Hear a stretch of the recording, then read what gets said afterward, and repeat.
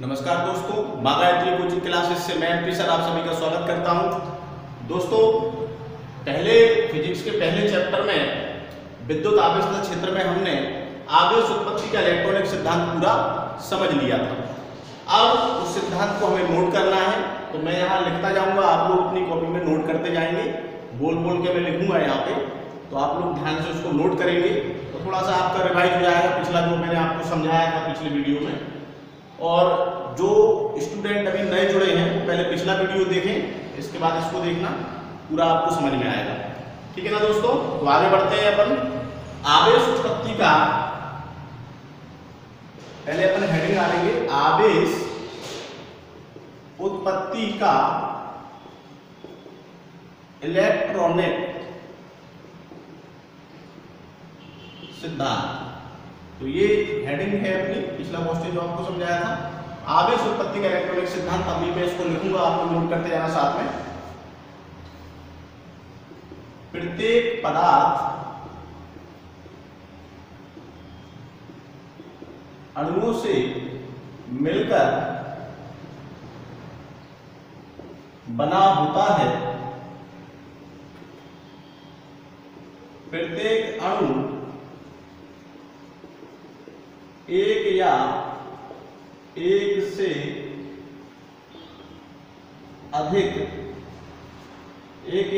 अधिक परमाणुओं से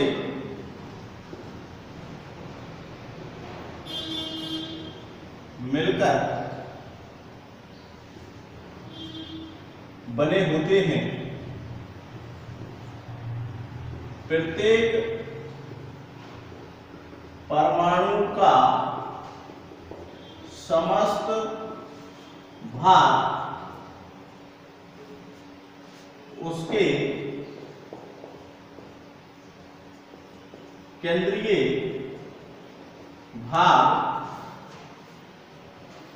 भाग में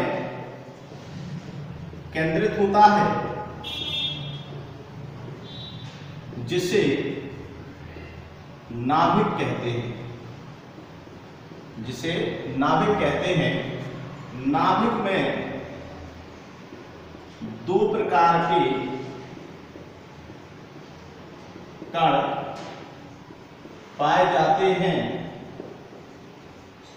नंबर 1 प्रोटॉन, नंबर 2 न्यूट्रॉन। प्रोटॉनों पर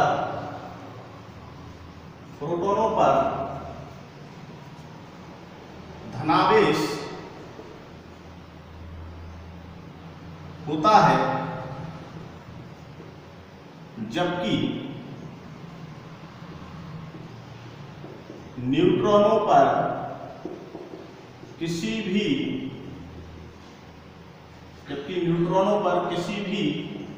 प्रकार का आवेश नहीं होता है। जबकि न्यूट्रॉन पर किसी प्रकार का आवेश नहीं होता है। नाभिक के चारों ओर इलेक्ट्रॉन विभिन्न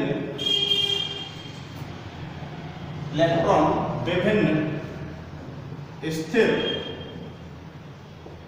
कक्षाओं में चक्कर लगाते रहते हैं। नाभिक के चारों ओर इलेक्ट्रॉन विभिन्न स्थिर कक्षाओं में चक्कर लगाते रहते हैं। इलेक्ट्रॉनों पर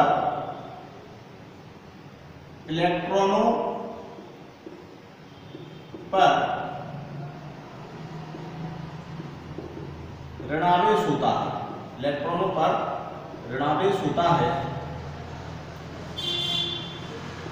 प्रत्येक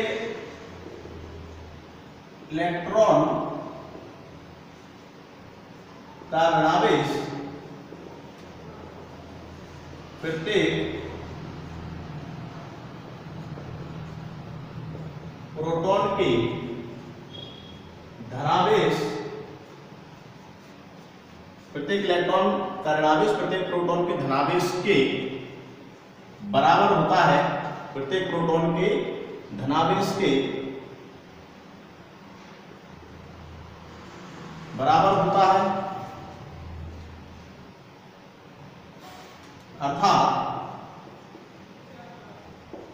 अर्थात परमाणु में धनावेश की मात्रा, अर्थात परमाणु में धनावेश की मात्रा ऋणावेश की मात्रा के, अर्थात परमाणु धनावेश की मात्रा ऋणावेश की मात्रा के ठीक बराबर होती है। तो दोस्तों, जैसा कि आपको पिछले वीडियो में समझाया था, वही चीज अपन यहाँ पे लिख रहे हैं, आप देख सकते हैं। प्रत्येक इलेक्ट्रॉन का ऋणावेश प्रत्येक प्रोटॉन के धनावेश के बराबर होता है, अर्थात परमाणु में धनावेश की मात्रा ऋणावेश की मात्रा के ठीक बराबर होती है। इस प्रकार परमाणु में दो विपरीत प्रकार के आवेशित कणों के विद्यमान होने के बावजूद परमाणु विद्युत रूपेण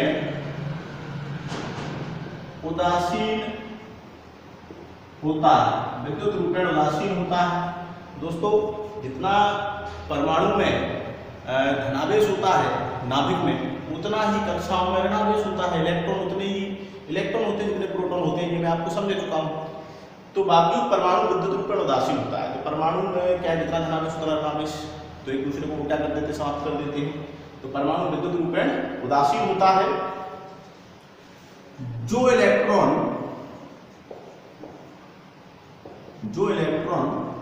नाभिक के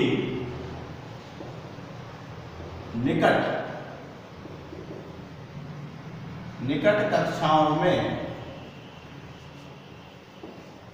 परिभ्रमण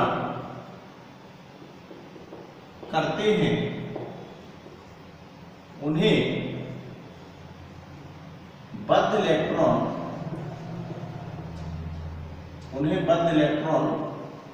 कहते हैं। उन्हें बद्ध इलेक्ट्रॉन कहते हैं क्योंकि नाभिक और इन इलेक्ट्रॉनों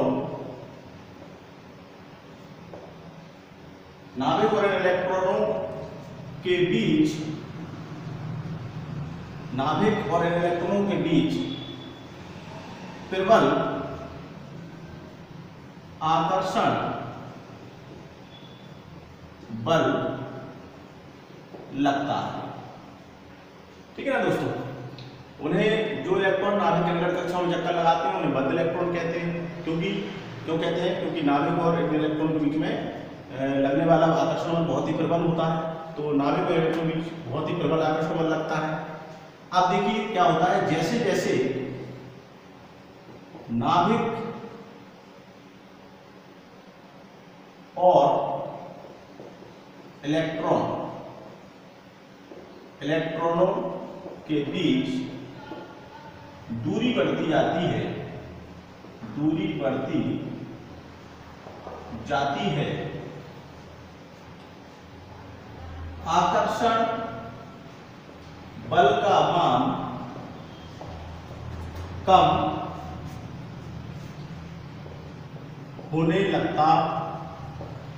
आकर्षण बल का मान कम होने लगता है जैसे जैसे इलेक्ट्रॉन और नाभिक के बीच की दूरी बढ़ती जाती है, या नाभिक और इलेक्ट्रॉन की दूरी बढ़ती जाती है, आकर्षण बल का मान कम होने लगता है। ठीक है ना, आकर्षण बल का मान कम होने लगता है। अंतिम कक्षा में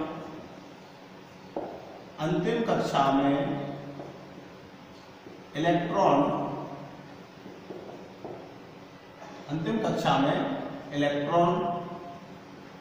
और नाभिक के बीच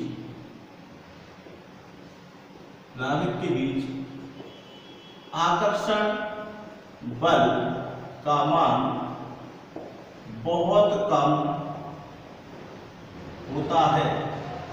आकर्षण बल का मान बहुत कम होता है। अतः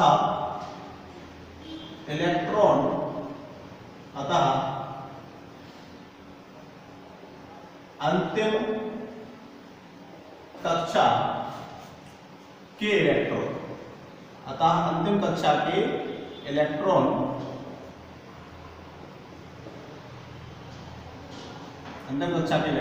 थोड़ी सी बाह्य ऊर्जा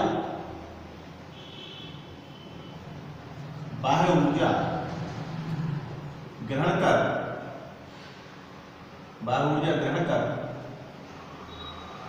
इलेक्ट्रॉन थोड़ी सी बाह्य ऊर्जा ग्रहण कर अपनी कक्षा को छोड़कर पृष्ठ पर गति करते रहते हैं। इन इलेक्ट्रॉनों को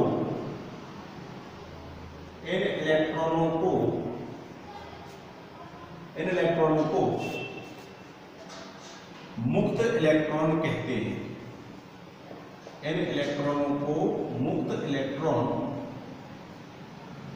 इलेक्ट्रॉन कहते हैं। इन इलेक्ट्रॉनों को मुक्त इलेक्ट्रॉन कहते हैं। यही मुक्त इलेक्ट्रॉन वस्तुओं के आवेशित या विद्युन्मय होने के लिए जिम्मेदार होते हैं। यही मुक्त इलेक्ट्रॉन वस्तुओं के आवेशित या विद्युन्मय होने के लिए जिम्मेदार होते हैं।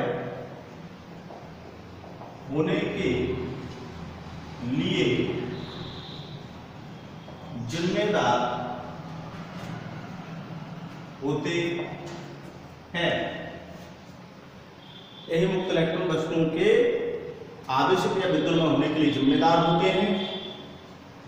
यही आवेश उत्पत्ति का इलेक्ट्रॉनिक सिद्धांत। यही आवेश उत्पत्ति का इलेक्ट्रॉनिक सिद्धांत है। दोस्तों ये पूरा कंप्लीट लिख दिया है मैंने।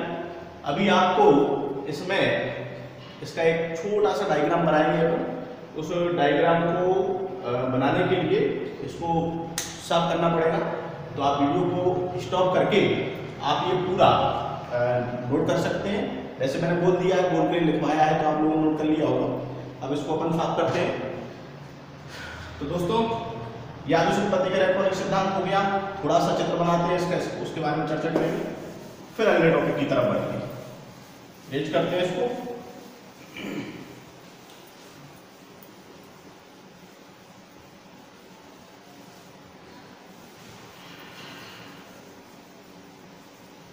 तो आवेश की उत्पत्ति कैसे होती है वो इस सिद्धांत में बताया गया है। कैसे कोई वस्तु आवेशित होती है, क्या सिद्धांत है उसका, क्या थ्योरी है, वो आपको मैंने लिख के पूरा क्लियर करा। तो ये आपको नोट करना है, ठीक है ना। अब हम बढ़ते हैं आगे।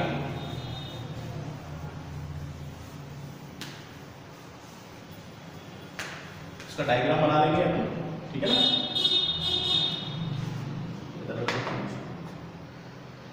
तो दोस्तों इसका डायग्राम बनाते हैं अपन। सबसे पहले नाभिक बना लेते हैं।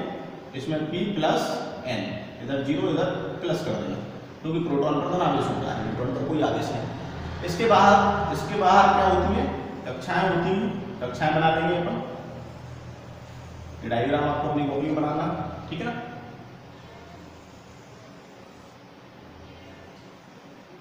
ठीक है ना। तो ये कक्षाएं होती हैं। कक्षाओं में क्या होते हैं, इलेक्ट्रॉन होते हैं। तो अपन इलेक्ट्रॉन यहाँ पे इस टाइप से गोल, थोड़ा सा गोल और इधर माइनस थोड़ा सा लगा के इस टाइप से दर्शा देंगे। दोस्तों ये इलेक्ट्रॉन भर देते हैं अपन इसमें, ठीक है ना, और यहाँ पे भी इस टाइप से इलेक्ट्रॉन भर देते हैं, ठीक है ना। दोस्तों इसको इस नामांकन इसको कर देते हैं, ये नाभिक है आपका सेंटर में, ठीक है। और इसके बाद नाभिक हो गया, नाभिक के बाद ये तीनों चीजें जो आपको दर्शाई गई है, तीनों ये क्या है, कक्षाएं हैं, ये पहली, ये दूसरी, ये तीसरी, तो इनको भी हम एरो से दर्शा देंगे यहाँ पे तीनों को एक साथ। ये क्या है, कक्षाएं हैं जिनमें इलेक्ट्रॉन घूमते रहते हैं।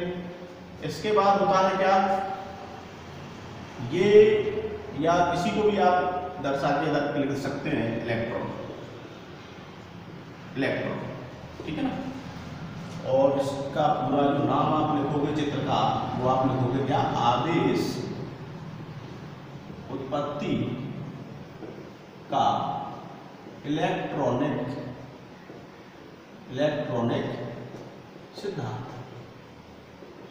तो दोस्तों ये आवेश उत्पत्ति के इलेक्ट्रॉनिक सिद्धांत का ये चित्र आपको पूरा कंप्लीट करना है ना। थोड़ा सा रिवाइज करेंगे यहाँ पे अपन कि आवेश उत्पत्ति का इलेक्ट्रॉनिक सिद्धांत क्या है। पिछले वीडियो में पूरा आपको समझाया था, 1 मिनट का टाइम लगेगा, इसको रिवाइज कर लेते हैं थोड़ा सा। तो दोस्तों आवेश की उत्पत्ति कैसे होती है ना, आवेश उत्पत्ति का इलेक्ट्रॉनिक सिद्धांत क्या है। तो दोस्तों सबसे पहले बात आती है पदार्थ कैसे बनता है, अणु से, और अणु कैसे बनता है, परमाणु से। तो हम अपनी बात परमाणु से शुरू करेंगे। परमाणु के केंद्रीय भाग को क्या कहते हैं, नाभिक। ये आप देख रहे हो सेंटर में, ये नाभिक है, प्रोटॉन प्लस न्यूट्रॉन। नाभिक के अंदर 2 प्रकार के कण हैं, प्रोटॉन प्लस न्यूट्रॉन। प्रोटॉन पर धनावेश, न्यूट्रॉन पर कोई आवेश नहीं होता है। अब इसके बाहर ये कक्षाएं होती हैं, ये आप देख रहे हो कक्षाएं नाभिक के बाहर। कक्षाओं में क्या घूमते हैं, इलेक्ट्रॉन। ये घूम रहे हैं इलेक्ट्रॉन, है ना, ये आपकी पहली कक्षा में इलेक्ट्रॉन है। तो ये कक्षाओं में क्या घूमते रहते हैं, इलेक्ट्रॉन। इन इलेक्ट्रॉनों को अब हम बात करते हैं, ये चक्कर लगा रहे हैं इलेक्ट्रॉन, इन पर क्या होता है, ऋणावेश। और इसका जो ऋणावेश है प्रत्येक प्रोटॉन के धनावेश के बराबर होता है। अच्छा, और किसी परमाणु में इलेक्ट्रॉनों की संख्या भी प्रोटॉनों की संख्या के बराबर होती है। अतः परमाणु में 2 विपरीत प्रकार के आवेशित कणों के विद्यमान होने के बावजूद परमाणु कैसा होता है, विद्युत रूप में उदासीन होता है। जो इलेक्ट्रॉन नाभिक के बाहर कक्षाओं में चक्कर लगाते रहते हैं, जो इलेक्ट्रॉन नाभिक के निकट वाली कक्षाओं में चक्कर लगाते हैं, उन्हें बद्ध इलेक्ट्रॉन कहते हैं। क्योंकि नाभिकों और इन कक्षाओं के बीच में जो लगने वाला आकर्षण बल बहुत ही प्रबल होता है। जो आकर्षण बल पहली कक्षा में इलेक्ट्रॉन के ऊपर लगता है, वो आकर्षण बल दूसरी कक्षा में इलेक्ट्रॉन के ऊपर, दूसरी कक्षा में आप पहुंच जाओगे, आकर्षण बल कम होगा, धीरे धीरे कम होता जाता है ना।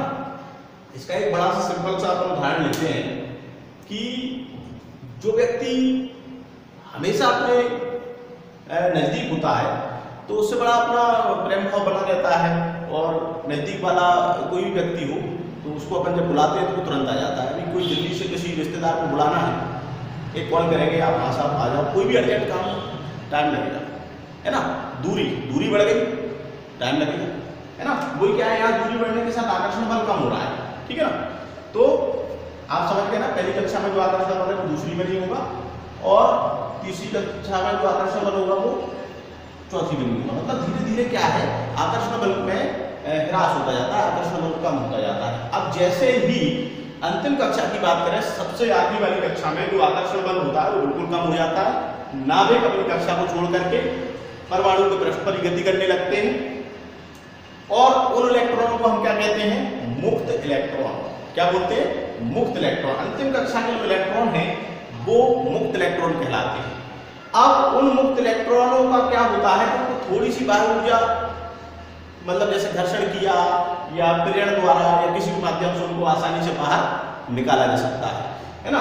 जिसके कारण जब क्या इलेक्ट्रॉन जब बाहर निकलेगा तो क्या होगा, आवेश की उत्पत्ति होगी, और क्या होगा, इलेक्ट्रॉन बाहर निकल गया, अनबैलेंस हो गया परमाणु। पहले क्या था, जितने प्रोटॉन उतने इलेक्ट्रॉन। अभी क्या हो गया कि प्रोटॉन की संख्या और इलेक्ट्रॉन की संख्या में एक जो बैलेंस था पहले, जिसके कारण परमाणु उदासीन था, अब वो नहीं रहा, क्योंकि इलेक्ट्रॉन की कमी होगी, ठीक है ना। तो जिसके कारण इसमें आवेश की उत्पत्ति हो जाएगी, और जब इलेक्ट्रॉन निकल जाता है ना किसी परमाणु से, तो क्या होता है, धनावेश की उत्पत्ति होती है। और जब कोई परमाणु इलेक्ट्रॉन ग्रहण करता है तब ऋणावेश उत्पन्न होता है, ठीक है ना। तो ये बड़ा सिंपल सा है। तो अब इसको साफ करता हूं, इसके बारे में थोड़ा सा एक चीज और अपन क्लियर करेंगे।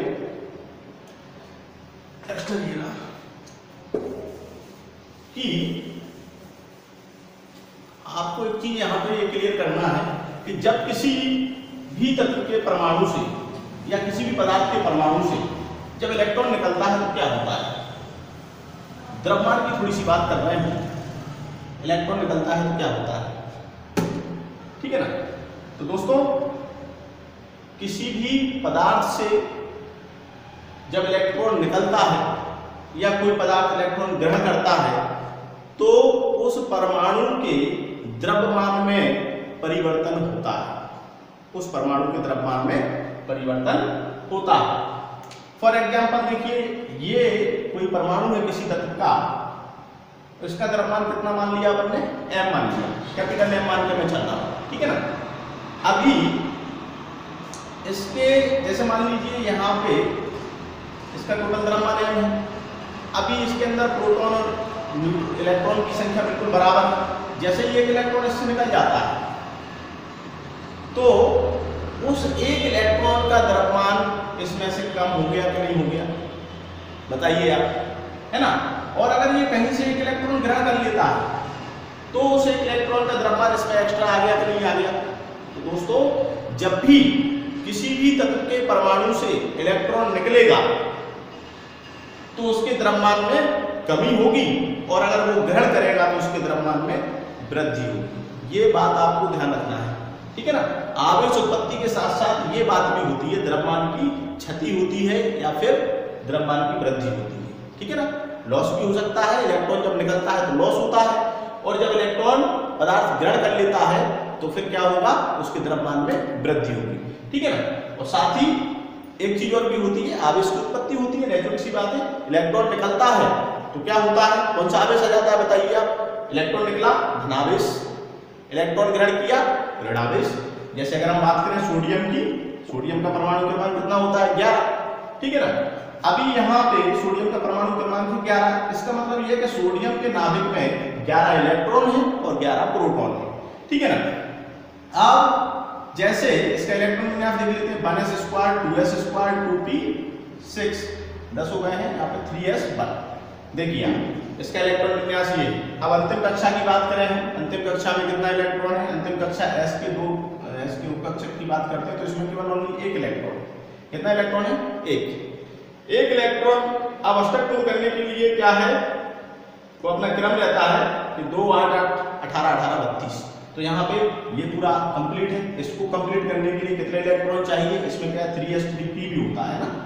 ये आपका जैसे 3s है तो 3p का अगर मैं यहाँ बना लूँ, इसके 3 उपकक्षक होते हैं तो ये खाली, तो प्रत्येक उपकक्षक में कितने आते हैं, 2 इलेक्ट्रॉन आते हैं, 2 4 6 और 8। यहाँ पे कितना है, 1। तो अब इसका अष्टक पूर्ण करने के लिए 7 इलेक्ट्रॉन चाहिए। तो दोस्तों क्या होगा कि ये इलेक्ट्रॉन आसानी से त्याग देता है। तो सोडियम, जैसे ही सोडियम से एक इलेक्ट्रॉन निकलेगा तो इलेक्ट्रॉन निकलने के साथ ही इस पर क्या आ जाएगा, प्लस चार्ज। प्लस चार्ज क्यों आएगा वो भी मैं आपको बता देता हूं कि इसमें सोडियम के परमाणु की बात हम कर रहे हैं। प्रोटॉन कितने, 11 और इलेक्ट्रॉन कितने, 11। अब जब एक इलेक्ट्रॉन निकल गया तो प्रोटॉन कितने, इसकी बात कर रहे हैं सोडियम आयन की, है ना। प्रोटॉन इसमें कितने बचेंगे, अगर हम बात करें तो 11। प्रोटॉन का कुछ नहीं होना है, प्रोटॉन को कोई अपनी जगह से हिला नहीं सकता है, उसका कारण बताऊंगा मैं आपको, ठीक है ना। इलेक्ट्रॉन कितने बचे दोस्तों यहाँ पे, पहले क्या थे, 11 थे, अब कितने बचे, 10। और जब 10 इलेक्ट्रॉन बचे हैं तो निश्चित रूप से देखिए आप, एक प्रोटॉन एक्स्ट्रा यहाँ पे हो गया तो इस पर क्या आ गया, प्लस चार्ज, ठीक है ना। जब इलेक्ट्रॉन निकलता है प्लस चार्ज आता है, साथ में इसका जो द्रव्यमान है और इसका जो द्रव्यमान है उसमें भी अंतर हो जाता है। इसके द्रव्यमान में कमी हो जाएगी जब इलेक्ट्रॉन निकलेगा, ठीक है ना। अब हम दोस्तों बात करते हैं किसी ऐसे पदार्थ की जिस जो ऋणावेशित होता है ना, ऋण विद्युतीय पदार्थ की। क्लोरीन ले लेते हैं। क्लोरीन का कितना है परमाणु क्रमांक, मान लीजिए 17 परमाणु क्रमांक है। इसका मतलब ये है कि 17 ही इसमें इलेक्ट्रॉन है और 17 ही इसमें प्रोटॉन है, ठीक है ना। तो प्रोटॉन की संख्या कितनी, 17, इलेक्ट्रॉन की संख्या कितनी इसमें, 17, ठीक है ना।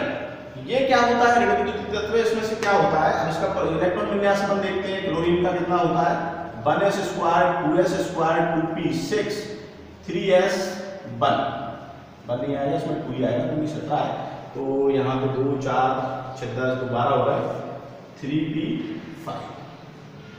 दोस्तों 3p वाला देख लेते हैं, ये तो कंप्लीट है, ये आपका 3s हो गया, 2 इलेक्ट्रॉन कंप्लीट भरे हुए हैं इसमें। 3p वाला अपन देख लेते हैं, 3 इसको कक्षा होते हैं, 5 इलेक्ट्रॉन है, पहले ये भर देंगे फिर इसके बाद में जोड़ा बनाएंगे, तो ये 4 और ये 5। देखिए दोस्तों, अब अष्टक पूर्ण करने के लिए या तो ये पूरे इलेक्ट्रॉन बाहर हो जाए 5 इलेक्ट्रॉन, या फिर क्या हो कि 1 इलेक्ट्रॉन ये ग्रहण कर ले, अष्टक पूर्ण हो जाएगा कंप्लीट। तो दोस्तों यहाँ पर 1 इलेक्ट्रॉन आसानी से ये क्या करेगा, किसी और पदार्थ से ग्रहण कर लेगा और अपना अष्टक पूर्ण कर लेगा। तो जैसे ही क्लोरीन से 1 इलेक्ट्रॉन निकलेगा, क्लोरीन से जब ये किसी से ग्रहण करेगा, निकलेगा नहीं इससे, तो क्लोरीन का कितना 17 है। तो अब हम देखिए इसके प्रोटॉन और इलेक्ट्रॉन में क्या कमी वृद्धि होती है वो देख लेते हैं। प्रोटॉन तो कितने रहेंगे, 17 के 17 ही रहना है, प्रोटॉन में कोई परिवर्तन नहीं है ना। प्रोटॉन कभी भी निकलते नहीं है, ये बात आप ध्यान रखना है ना, प्रोटॉन कभी नहीं निकलते हैं, उसका कारण बताऊंगा। तो यहाँ पर इलेक्ट्रॉन कितने होंगे बेटा, इसमें इलेक्ट्रॉन इसमें हो जाएंगे आपके कितने 18 हो जाएंगे। और जब इलेक्ट्रॉन आपके 18 हो जाएंगे तो आप यहाँ देखिए थोड़ा सा अनबैलेंस स्थिति है, एक इलेक्ट्रॉन यहाँ एक्स्ट्रा हो गया है, इसका मतलब क्लोरीन पर कौन सा चार्ज आ जाएगा, ऋणावेश आ जाएगा, 1 इलेक्ट्रॉन एक्स्ट्रा, ठीक है ना। तो इस प्रकार से इलेक्ट्रॉन निकलते हैं। कुल मिला के किसी भी पदार्थ को आवेशित करने के लिए कौन जिम्मेदार है, इलेक्ट्रॉन। प्रोटॉन और न्यूट्रॉन का कोई रोल नहीं रहता किसी पदार्थ को आवेशित करने में, चाहे उस पदार्थ को धनावेशित करना हो, चाहे उस पदार्थ को आपको ऋणावेशित करना हो। तो कौन जिम्मेदार होता है, ओनली इलेक्ट्रॉन। इलेक्ट्रॉन ही निकलता है, इलेक्ट्रॉन ही ग्रहण किया जाता है, उसके बाद ही आवेश की उत्पत्ति होती है। तो कौन निभा रहा है ये भूमिका, किसी भी पदार्थ को आवेशित करने की भूमिका कौन निभा रहा है, इलेक्ट्रॉन, है ना। और अब आप सोच रहे हो प्रोटॉन क्यों नहीं निभाता ये भूमिका, तो दूसरा इसका प्रोटॉन का देखिए, आपको मैं शॉर्ट में एक कारण बताता हूँ इसका। प्रोटॉन इलेक्ट्रॉन की तुलना में काफी भारी होता है, लगभग ये इसका द्रव्यमान अगर मैं बात करूं आपसे, जैसे प्रोटॉन का द्रव्यमान इलेक्ट्रॉन के द्रव्यमान का 1837 गुना होता है, ठीक है ना। कितना गुना, यहां लिख देते हैं 1837 इलेक्ट्रॉन का द्रव्यमान, प्रोटॉन का द्रव्यमान 1837 इलेक्ट्रॉन का द्रव्यमान, इतना गुना होता है। देखिए आप यहाँ, है ना, मतलब प्रोटॉन 1837 गुना भारी होता है इलेक्ट्रॉन से। पहली बात तो ये है कि ये भारी है, तो ये अपनी जगह से नहीं हिलता है। और जब किसी नाभिक में प्रोटॉन मौजूद रहते हैं तो प्रोटॉन और प्रोटॉन के बीच लगने वाला जो बल है वो बहुत ज्यादा शक्तिशाली होता है। ये बल बहुत ज्यादा शक्तिशाली होता है, इसके विरुद्ध ये एक दूसरे से दूर नहीं हटते। ये प्रोटॉन को कोई भी दुनिया की कोई भी शक्ति अलग नहीं कर सकती है, ठीक है ना। तो कुल मिलाकर सीधी सी बात है कि किसी पदार्थ को आवेशित करना है, कौन जिम्मेदार रहेगा, इलेक्ट्रॉन, ठीक है ना। प्रोटॉन बिल्कुल भी जिम्मेदार नहीं होगा, प्रोटॉन अपनी कक्षा अपने नाभिक से वो बाहर ही नहीं निकल सकता है, क्योंकि बहुत ही ज्यादा नाभिक और उसके प्रोटॉनों के बीच में बहुत ज्यादा प्रबल शक्तिशाली बल लगता है, जिस कारण से प्रोटॉन बाहर नहीं निकलता है, ठीक है ना। बाहर निकलने का काम या अंदर आने का काम कौन करता है, इलेक्ट्रॉन। बाहर निकल जाता है किसी तत्व से, आयन आ जाता है, द्रव्यमान में कमी हो जाती है। और जब कोई तत्व इलेक्ट्रॉन ग्रहण कर लेता है तो उसका द्रव्यमान भी बढ़ जाता है और उस पर ऋणावेश आता है। क्लियर हो गया ना, है ना। तो समझ गए आप लोग। अब हम चलते हैं अपने नेक्स्ट टॉपिक की तरफ, ठीक है ना। आपको ये नोट नहीं करना है, ये बेसिक जानकारी आपको समझाने के लिए थी केवल। अब हम अपने अगले टॉपिक की तरफ चलते हैं। अगला टॉपिक हमारा बहुत ही मजेदार है दोस्तों, बस आप लोगों को थोड़ा ध्यान से उसको समझना है। अगला जो टॉपिक है हमारा वो है आवेशन। किसी वस्तु को आवेशित करना है, कितने तरीके हो सकते हैं किसी वस्तु को आवेशित करने के, बड़ा सिंपल टॉपिक, ठीक है ना। बशर्ते आप लोग पूरा ध्यान से समझना है और मैं उसकी विधियां जो भी हैं मैं आपको नोट कराऊंगा, तो वो आपको अपने नोट्स में उसको नोट करना है ना। तो देखिए अब अपन आवेशन की बात कर रहे हैं, इसका सीधा मतलब है किसी वस्तु को, किसी पदार्थ को कितने प्रकार से हम आवेशित कर सकते हैं। बड़ा सिंपल है, ठीक है ना। तो दोस्तों देखिए आवेशन, टॉपिक अपना है आवेशन। आवेशन यानी कि वस्तुओं को कितने प्रकार से आवेशित किया जा सकता है। तो दोस्तों 3 प्रकार हैं मुख्य रूप से। तो यहाँ पहला है घर्षण द्वारा। क्या के द्वारा? घर्षण द्वारा। सबसे पहले ये बात पढ़ी थी हमने, अगर याद हो तो, कि जब किसी वस्तु, जब एम्बर को ऊनी कपड़े से रगड़ा जाता है तो एम्बर में आकर्षण का गुण उत्पन्न हो जाता है, ठीक है ना।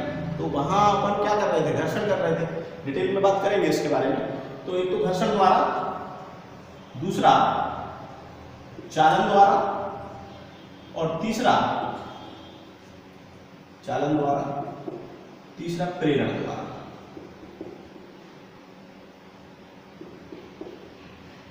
तो देखिए यहाँ पे 3 टाइप यहाँ पे हो गए हैं आपके। किसी वस्तु को आवेशित आपको करना है, एक तो घर्षण द्वारा आप उसको कर सकते हैं, दूसरा आप चालन द्वारा भी कर सकते हैं, तीसरा प्रेरण द्वारा, ठीक है ना। तो सबसे पहले इन तीनों को अपन समझेंगे, इसके बाद में तीनों की डेफिनेशन लिखेंगे, ठीक है ना। तो सबसे पहले घर्षण द्वारा हम बात करते हैं कि घर्षण द्वारा वस्तुओं को कैसे आवेशित किया जाता है, ठीक है ना। घर्षण द्वारा, ठीक। तो घर्षण द्वारा मान लीजिए ये एक वस्तु है और ये भी एक वस्तु है, ठीक है ना। तो कोई भी वस्तु हो, कोई पदार्थ हो, आपको अभी आवेशन तत्व का इलेक्ट्रॉनिक सिद्धांत हमने पढ़ा कि प्रारंभ में उस पर कोई आवेश नहीं रहेगा, जबकि उसमें दोनों ही प्रकार के कण मौजूद रहते हैं। उसमें धनावेश भी होता है और ऋणावेश भी होता है। इसके बाद भी कोई आवेश उस पर नहीं होता है प्रारंभ में किसी पदार्थ का, जब उसको घर्षण नहीं किया गया है ना। जैसे ये बी, ठीक है ना। तो इसमें क्या रहेगा? इसमें आपका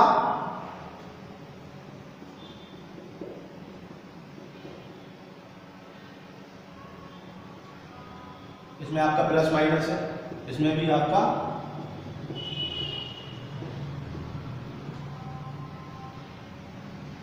प्लस माइनस हो जाएगा इसमें भी, ठीक है ना। तो आप देख रहे हैं दोनों ही प्रकार की यहाँ पे कंडीशन है, ठीक है। अब यहाँ पे ये जो आपका पदार्थ है, इसमें धनावेश भी है, ऋणावेश भी है, इसमें भी धनावेश है, इसमें भी ऋणावेश है। अब हमें करना क्या है? इन दोनों को आपस में रगड़ना है या घर्षण करना है, ठीक है ना। दोस्तों थोड़ा सा पानी पी लेता हूँ मैं, क्योंकि गर्मी ज़्यादा है, आवाज़ का थोड़ा इशू रहता है, तो पंखा भी नहीं चला सकते।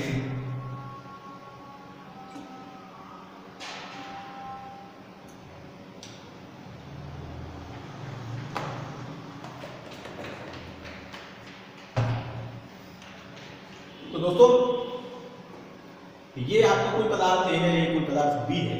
जब इन दोनों को आपस में घर्षण किया जाता है तो क्या होता है?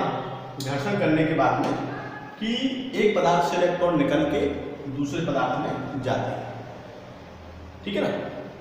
जैसे अभी यहाँ मान लेते हैं कि इसमें 12 इलेक्ट्रॉन और 12 इसमें प्रोटॉन, ठीक है। इसमें मान लीजिए 10 इलेक्ट्रॉन और 10 ही प्रोटॉन, ये हम मान के चल रहे हैं, ठीक है ना। संख्या कोई भी अपन ले सकते हैं, एक अंदाज से अपन बात कर रहे हैं। मान लीजिए 15-15 कर दो आप, अगर 12 अच्छा लग रहा हो तो, है ना, कोई टेंशन वाली बात नहीं है। 15 इलेक्ट्रॉन 15 प्रोटॉन, 10 इलेक्ट्रॉन 10 प्रोटॉन, ऐसे ही रहेगा, है ना, क्योंकि परमाणु है, विद्युत रूपण उदासीन होता है किसी भी पदार्थ का हो। तो देखिए जब इनको आपस में घर्षण किया जाएगा तो मान लीजिए कि इससे 2 इलेक्ट्रॉन निकल के यहाँ पे आ गए। मान लिया कि यहाँ जैसे इनको आपस में हमने रगड़ा A और B को, और रगड़ने के जस्ट बाद यहाँ से क्या होगा कि 2 इलेक्ट्रॉन यहाँ से निकल गए, यहाँ पहुँच गए। 2 इलेक्ट्रॉन यहाँ से निकले, 2 इलेक्ट्रॉन निकल करके यहाँ आए। तो दोस्तों यहाँ इलेक्ट्रॉन की अगर हम बात करेंगे कितने हो जाएंगे? 12, और प्रोटॉन यहाँ पे 10 ही लेना, ठीक है ना। थोड़ा सा ध्यान देना, रगड़ने की बात की स्थिति बता रहे हैं हम यहाँ पे, है ना। और इसकी अगर जब हम बात करेंगे, इसमें 2 इलेक्ट्रॉन निकल गए हैं तो 13 बचेंगे यहाँ पे इलेक्ट्रॉन, बचेंगे नहीं बचेंगे? 13 इलेक्ट्रॉन और 15 प्रोटॉन। तो आप एक चीज नोटिस करो यहाँ पे समझने वाली चीज, प्रोटॉन यहाँ पहले भी 15 थे, अब भी 15 है। यहाँ पे प्रोटॉन पहले भी 10 थे, अब भी 10 है। लेकिन घर्षण करने के दौरान एक कंडीशन यहाँ पे चेक हुई है कि इलेक्ट्रॉन ट्रांसफर हुए, ठीक है ना। तो जैसे ही आप देख रहे हो यहाँ पे ये 2 इलेक्ट्रॉन निकल के यहाँ पे आए, बी में आए, तो 2 इलेक्ट्रॉन इस पर आ रहे, तो बी कैसा हो जाएगा, निगेटिव। बी पर क्या पॉजिटिव चार्ज आ जाएगा, ये पदार्थ आपका ऋणात्मक हो जाएगा, इस पदार्थ पर ऋणावेश आ जाएगा, क्योंकि इसने लिए हैं 2 इलेक्ट्रॉन। भाई जो लेता है वो उस पर तो कर्ज हो जाता है ना, उस पर तो ऋण हो जाएगा, ठीक है ना। जो देता है वो उस पर कोई, उस पर क्या आएगा, ये देने वाला है, इसलिए धनावेश होगा। धनावेश का मतलब धनी व्यक्ति, सीधा बात है ना। जो दे रहा है उस पर क्या आएगा, धनावेश, ठीक है ना। तो ये पदार्थ कैसा हो जाएगा आपका, कौन सा आवेश इसको उत्पन्न होगा, धनावेश, ठीक है ना। जो दे रहा है और देने वाले पर ऋणावेश। देखिए भैया बड़े व्यक्ति जो अमीर लोग होते हैं वो क्या करते हैं, वो देते हैं, ठीक है ना। वो लेते नहीं, वो क्या करते हैं, देते हैं, ठीक है ना। तो वो जब देते हैं तो वो कौन हुए, उन पर कौन सा आवेश रहा, धनावेश। वो जो लेने वाला है बेचारा गरीब आदमी, उस पर कौन सा आवेश आ जाएगा, ऋणावेश या ऋण आ जाएगा उस पर, ठीक है ना।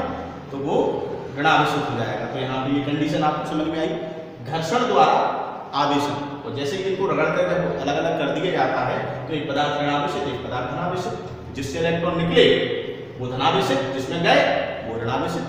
क्लियर सी बात है, ठीक है ना। तो ये क्लियर हुआ आपको कि घर्षण द्वारा कैसे आवेशन होता है।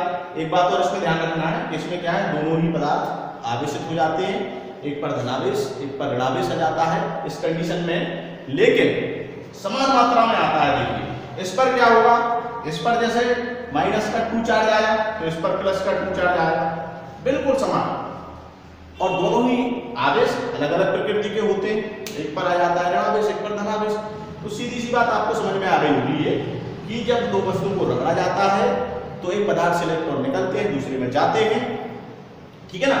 और जिससे निकलते हैं उस पर प्लस चार्ज, जिसमें जाते हैं उस पर माइनस चार्ज, ठीक है ना। तो वो ऋणावेशित हो जाती है वस्तु। और दोनों ही पदार्थों में समान मात्रा में आवेश उत्पन्न होता है, बस उस आवेश की प्रकृति अलग अलग होती है, एक पर धनावेश एक पर ऋणावेश। तो ये घर्षण द्वारा आवेशन। क्लियर हुआ दोस्तों, घर्षण द्वारा कैसे आवेशन होता है, क्लियर हो गया। 2 वस्तुओं को रगड़ने के बाद में क्या हुआ, इलेक्ट्रॉन एक पदार्थ से दूसरे पदार्थ में चले गए, और जिस पदार्थ से निकले उस पर धनावेश, जिसमें गए उस पर ऋणावेश आ जाता है, ठीक है ना। मात्रा दोनों की समान, इधर +2 इधर -2, लेकिन अंतर कहाँ हुआ है, ये -2 है, ये +2 है। भाई ये एक पर ऋणावेश आया है, एक पर धनावेश, तो प्रकृति बदल गई है बस केवल, ठीक है। तो ये आपका घर्षण द्वारा आवेशन। दोस्तों अब बात अपन करेंगे चालन द्वारा आवेशन की। ये चालन द्वारा आवेशन किस प्रकार से होता है। घर्षण द्वारा तो हो गया है, तीनों की डेफिनेशन में आपको लिखवाऊंगा, ठीक है ना। चालन द्वारा आवेशन हम करने वाले हैं। यहाँ पे अपन किसी भी पदार्थ को आपको क्या करना है, आवेशित करना है, कौन सी विधि द्वारा, चालन द्वारा, ठीक है ना। तो ये घर्षण द्वारा क्लियर हो गया। चालन द्वारा देखते हैं, चालन में क्या होगा कि मान लीजिए ये कोई वस्तु है, ठीक है, इस पर क्या रहेगा, प्लस माइनस प्लस माइनस, ये सब रहेगा इस पर, ठीक है ना। अभी ये कोई अन्य वस्तु है ना, इस पर क्या है, प्लस ही प्लस चार्ज है इस पर।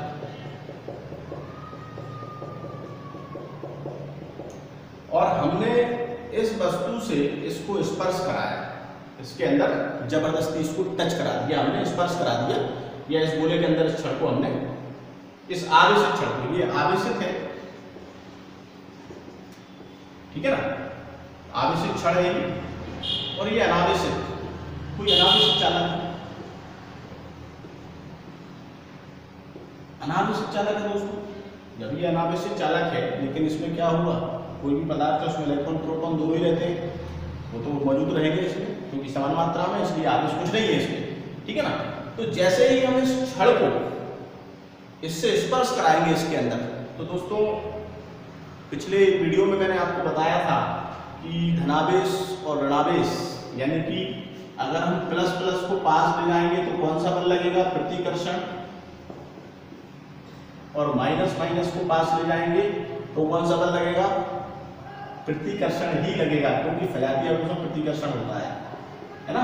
चुंबक में भी ऐसा ही होगा, चुंबक के बारे में बाद में बात करेंगे। प्रतिकर्षण, और जब प्लस माइनस या माइनस प्लस, है ना, बात एक ही है, ठीक है। इनमें कौन सा बल लगेगा? आकर्षण, ठीक है ना।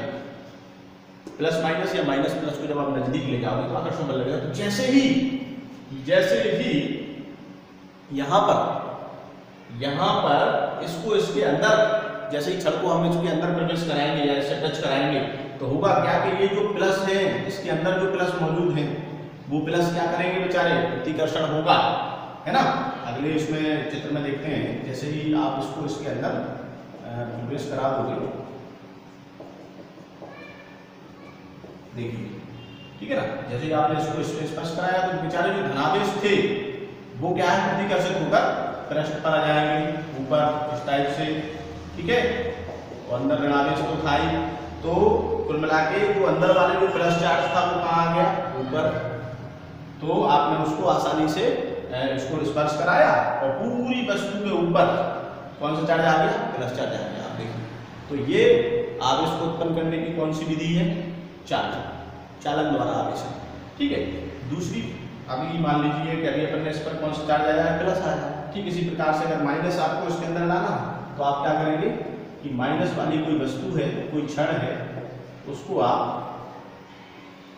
किसी अनावश्यक चालक के समीप आप उसको लेकर जाइए। उसमें भी क्या है कि इसी प्रकार के रहेंगे, उसमें भी प्लस प्लस रहेगा, उसमें माइनस भी रहेगा, ठीक है ना, दोनों रहेगा। तो अब ये जो प्लस माइनस जो आप देख रहे हो, जैसे ही माइनस इससे स्पर्श कराओगे आप, माइनस वाली क्षण को इस गोले के अंदर लेके जाओगे तो क्या होगा?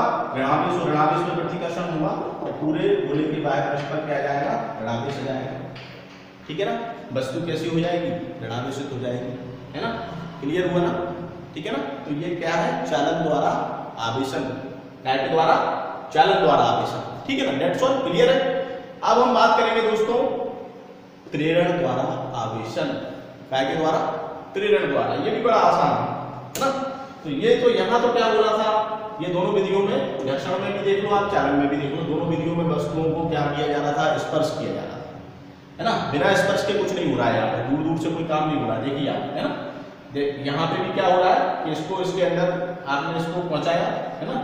जैसे कि हम किसी छड़ को गोले के अंदर डाला या स्पर्श कराया तो क्या होगा? क्या स्थिति बनेगी कि कुलावेशित हो जाएगा, ठीक है ना। तो ये घर्षण द्वारा, घर्षण में भी क्या हुआ? दो वस्तुओं को आपस में क्या करना पड़ रहा था? रगड़ना पड़ रहा था, तब जाके उस पर आवेश उत्पन्न हो रहा था, उसमें दोनों वस्तुएं आवेशित हो जा रही थी। अब हम दोस्तों प्रेरण द्वारा आवेशन, अब हमें समझना है कि प्रेरण द्वारा आवेशन क्या है। बड़ा सिंपल है दोस्तों, पहले मैं इसकी डेफिनेशन आपको सुनाता हूँ, उससे पूरा क्लियर हो जाएगा। प्रेरण द्वारा आवेशन में क्या होता है कि जब एक आवेशित चालक को किसी अनावेशित चालक के पास लाया जाता है तो अनावेशित चालक के पास वाले सिरे पर विपरीत प्रकार का आवेश तथा दूरवर्ती सिरे पर उसी प्रकार का आवेश उत्पन्न हो जाता है। जो आवेशित चालक के ऊपर होता है उसी प्रकार का आवेश दूरवर्ती सिरे पर उत्पन्न हो जाता है। इस घटना को हम स्थिर विद्युत प्रेरण कहते हैं। तो दोस्तों ये है प्रेरण द्वारा। तो अब आपको मैं प्रेरण की पूरी प्रक्रिया चित्र से के माध्यम से आपको मैं क्लियर करूंगा। मान लीजिए ये कोई आवेशित क्षण है, इसको प्लस आवेश दिया गया है, और ये कोई अनावेशित गोला या अनावेशित वस्तु, ठीक है ना। यहाँ क्या होगा? अनावेशित वस्तु में दोनों प्रकार के कण पाए जाते हैं, धनावेश भी होते हैं, ऋणावेश भी होते हैं, और दोनों ही समान मात्रा में, तभी क्या है वो अनावेशित की तरह व्यवहार करता है, ठीक है ना। तो दोस्तों यहाँ क्या होगा? जैसे ही हम इस आवेशित क्षण को, यहाँ लिख देता हूं मैं, आवेशित क्षण या चालक एक ही बात है, और ये अनावेशित चालक। तो दोस्तों यहां पर जैसे ही हम इसको पास लेकर के जाएंगे तो देखिए यहां पर ये इसका जो प्लस है, इसके प्लस को क्या करेगा? प्रतिकर्षित करेगा। ये इसका प्लस इसके प्लस को प्रतिकर्षित करेगा, क्योंकि हम जानते हैं कि समान आवेशों में प्रतिकर्षण होता है और असमान आवेशों में आकर्षण। तो ये जितने भी प्लस प्लस वाले हैं वो सबको प्रतिकर्षित कर देगा। तो कंडीशन क्या बनेगी दोस्तों कि यहाँ पे अपन देखेंगे कि जो आपकी आवेशित क्षण थी तो वो जब धनावेश को प्रतिकर्षित करेगा और ऋणावेश को करेगा आकर्षित, तो यहाँ पर धनावेश को पहुंच जाएंगे कहाँ पर, दूरवर्ती सिरे पर। ठीक है ना, जो धनावेश जितने भी थे वो दूरवर्ती सिरे पर पहुंच गए और ऋणावेश निकटवर्ती सिरे पर आ गए, है ना। तो धनावेश जो आपकी आवेशित चालक जो आपका था उसके समीप, अनावेशित चालक के समीप वाले सिरे पर क्या आ गया, ऋणावेश, और दूरवर्ती सिरे पर धनावेश। ठीक है ना। अब ये कंडीशन आप समझ गए अच्छे से कि जब यहाँ प्लस लाएंगे तो ये प्लस प्लस को प्रतिकर्षित करेगा, जिसके कारण ये प्लस वाले जितना भी धनावेश है वो पीछे पहुंच जाएगा और ऋणावेश को ये वाला धनावेश आकर्षित कर लेगा, तो पूरा ऋणावेश आगे आ जाएगा, है ना। पास वाले सिरे पर ऋणावेश, दूर वाले सिरे पर धनावेश। ठीक है ना। ठीक उसी प्रकार यहाँ एक एग्जाम्पल ले लेते हैं कि यदि एक ही प्रकार के दो व्यक्ति, मान लीजिए, हमने देखा भी होगा, ये व्यवहारिक बात कर रहा हूं मैं आपसे, कि मान लीजिए वही सामान की दुकान मैं खोले हूँ, मान लीजिए मैं किराना की एक दुकान खोले हुए, पास वाला भी खोले हुए वही किराना की दुकान, तो कभी आप ये देखना कि कभी भी उनकी आपस में बनेगी नहीं। क्यों? क्योंकि एक सी दुकान खोले हुए हैं। अब मान लीजिए उनका कोई कस्टमर मेरे पास आ गया तो उनको बहुत बुरा लगेगा, मेरा कोई कस्टमर पहुंच गया मुझे भी लगेगा, तो हम दोनों क्या करेंगे, एक दूसरे को प्रतिकर्षित करेंगे। प्रतिकर्षित करने का मतलब व्यवहार थोड़ा सा डिस्टर्ब होगा, है ना। और यदि मान लीजिए मैं मोबाइल की दुकान खोले हुए हूँ, मोबाइल बेचता हूँ, सामने वाला किराने का सामान बेच रहा है, उसको मुझसे कोई दिक्कत नहीं होगी, बल्कि वो कस्टमर मेरे पास भेजेगा, अरे यार यहाँ पास से लो, अच्छा आपको मोबाइल मिल जाएगा, सस्ता मिलेगा, तो वो आपकी भलाई कर देगा। ठीक इसी प्रकार से यहाँ पर हो रहा है, धनावेश को क्या कर रहा है, प्रतिकर्षित, और ऋणावेश को कर रहा है आकर्षित। ठीक है ना। तो इसके कारण ये कंडीशन बन गई है कि ऋणावेश आ गया पास वाले सिरे पर, धनावेश पहुंच गया दूर वाले सिरे पर। ठीक है ना। अब हम यदि इसका संबंध पृथ्वी से कर दें, पृथ्वीकृत कर दें इस वाले सिरे को, तो पूरा धनावेश पृथ्वी में चला जाएगा, क्योंकि पृथ्वी बहुत बड़ी चालक होती है, उसको कुछ आवेश देने या लेने से कोई फर्क नहीं पड़ता है। पूरा धनावेश जब पृथ्वी में चला जाएगा तो देखिए यहाँ पे धनावेश पृथ्वी में चला गया और ये जो ऋणावेश है ये पूरे चालक में फैल जाएगा और इसका केवल ऋणावेश बचेगा। अगर हम इसको फिर हटा भी लेंगे तो फिर क्या बचेगा, ओनली ऋणावेश। वस्तु कैसी हो गई, ऋणावेश। ठीक है ना, क्लियर हुआ। अब यदि मान लीजिए मुझे इसको धनावेशित करना है तो मैं क्या करूंगा, एक ऋणावेशित क्षण लूंगा जिस पर पहले से ऋण दिया हुआ है और उसके अनावेशित चालक के समीप में उसको लेकर के जाऊंगा, तो ऋण क्या करेगा, वही प्रक्रिया होगी। अब ऋण को करेगा आकर्षित, मतलब ऋण को प्रतिकर्षित करेगा, सॉरी, और ऋण धन को क्या करेगा, आकर्षित करेगा। तो कंडीशन क्या बनेगी, आप देखिए यहाँ पे कंडीशन ये बनेगी कुछ इस प्रकार से कि यहाँ तो आ जाएगा आपका धन निकटवर्ती सिरे पर और दूरवर्ती सिरे पर क्या आ जाएगा, ऋण आ गया। अब मैं इसको भी पृथ्वी से संबंध कर देता हूँ इसका। ठीक है, जैसे इससे पृथ्वी से मैंने इसको संबंधित किया, कंडीशन क्या बनी कि पूरा ऋणावेश कहाँ चला गया, पृथ्वी में, और मैं इसको हटा भी लूँ तो इस पर धनावेश शेष बचा रह जाएगा। तो देखिए पूरा चालक धनावेशित हो गया।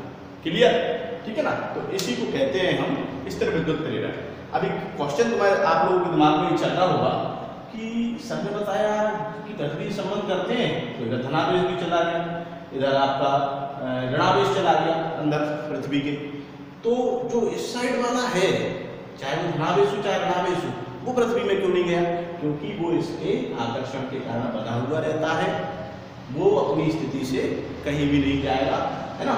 समझ में आया।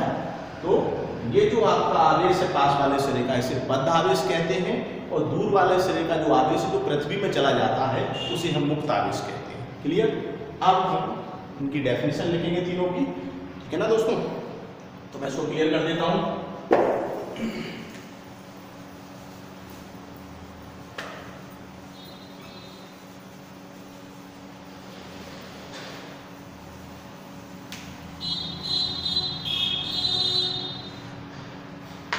सबसे पहले घर्षण द्वारा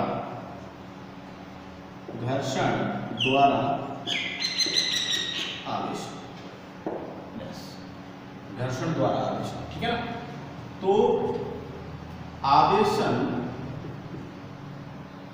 ऐसा लिख सकते हैं अपन, ऐसे लिख दो, आवेशन की इस प्रक्रिया में जब दो वस्तुओं को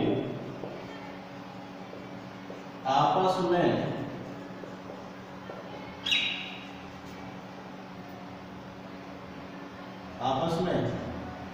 रगड़कर दूर ले जाते हैं,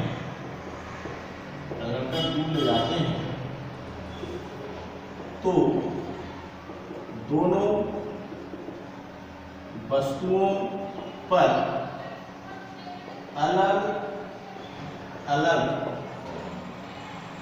प्रकृति का तथा समान परिमाण का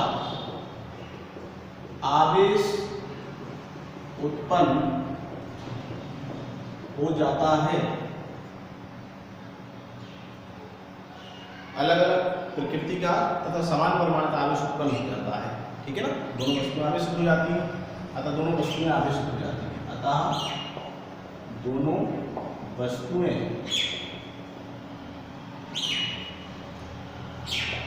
आवेशित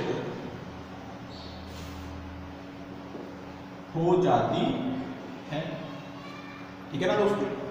आवेशन की इस प्रक्रिया में जब दो वस्तुओं का आपस में रगड़कर दूर ले जाते हैं, दोनों वस्तुओं पर अलग अलग प्रकृति का तथा समान परिमाण का आवेश उत्पन्न हो जाता है, अतः दोनों वस्तुएं आवेशित हो जाती है, ठीक है ना। दोनों वस्तुएं आवेशित हो जाती है, ठीक है ना। अब एक उदाहरण लिख लेते हैं यहाँ पे, इसका उदाहरण, जब एवोनाइट की छड़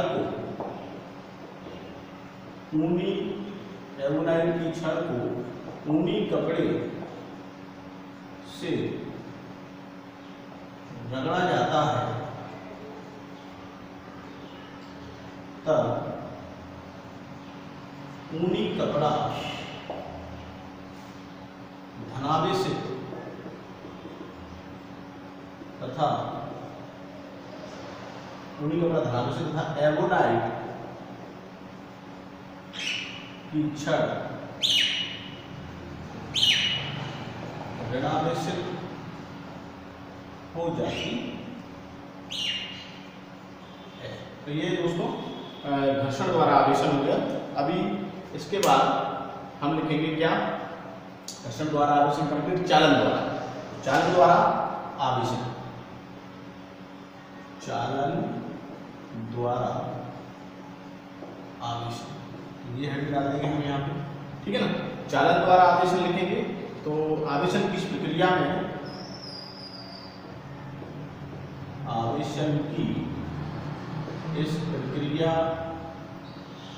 में, जब एक आवेशित वस्तु को अनावेशित वस्तु से स्पर्श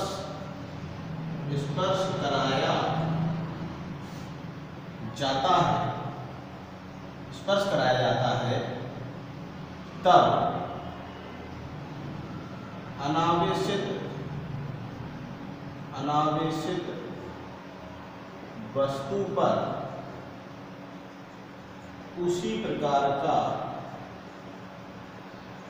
आवेश उत्पन्न हो जाता है, ठीक है ना दोस्तों। ये चालन द्वारा आवेशन, ये आपको नोट करना है, ठीक है ना। 1 2 तीसरा क्वेश्चन क्या, त्रिण द्वारा आवेशन मैं आपको नोट कराता हूँ, उसको क्लियर करता हूँ।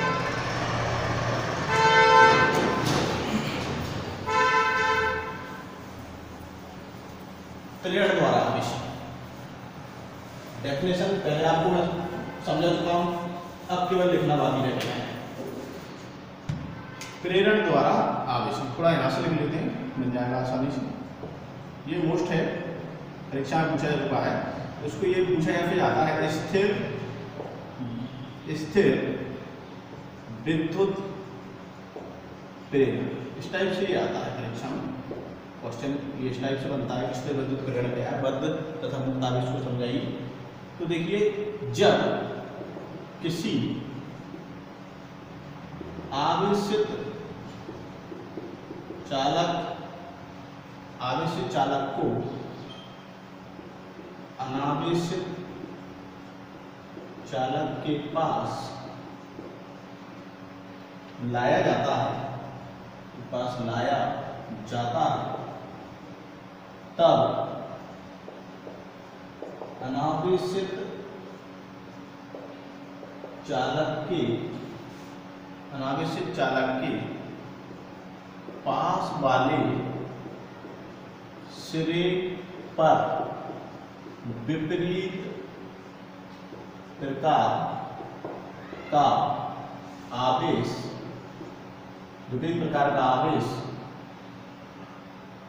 उत्पन्न हो जाता है।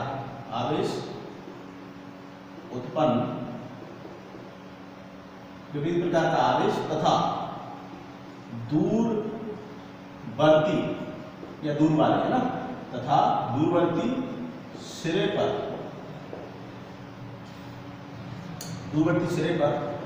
उसी प्रकार का आवेश उत्पन्न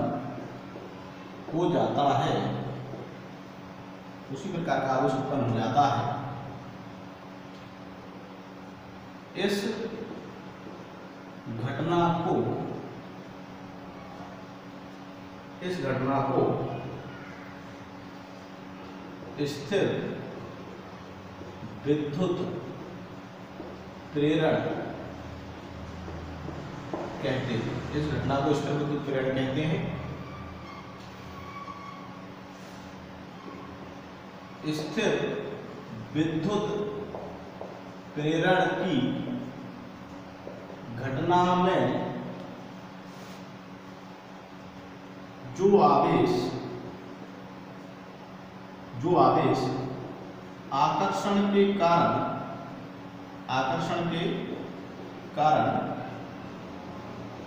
बंधा रहता है, उसे बंध आवेश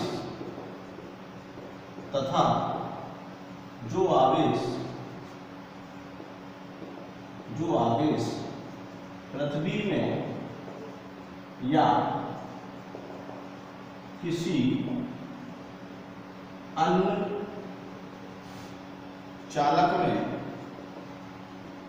जाने के लिए तैयार रहता है, उसे मुक्त आवेश कहते हैं। दोस्तों, ये स्थिर विद्युत प्रेरण की डेफिनेशन हो गई। तो इसमें ये तीनों डेफिनेशन ये और आवेश उत्पत्ति के इलेक्ट्रॉनिक सिद्धांत में लिखवा चुका हूँ आपको। तो दोस्तों, ये चीज़ें आपको लिखना है, बकाया जो मैंने आपको समझाया वो समझने के लिए था आपको बीच में। तो दोस्तों, मिलते हैं अगले वीडियो में कुछ नए टॉपिक के साथ में। नमस्कार, जय हिंद।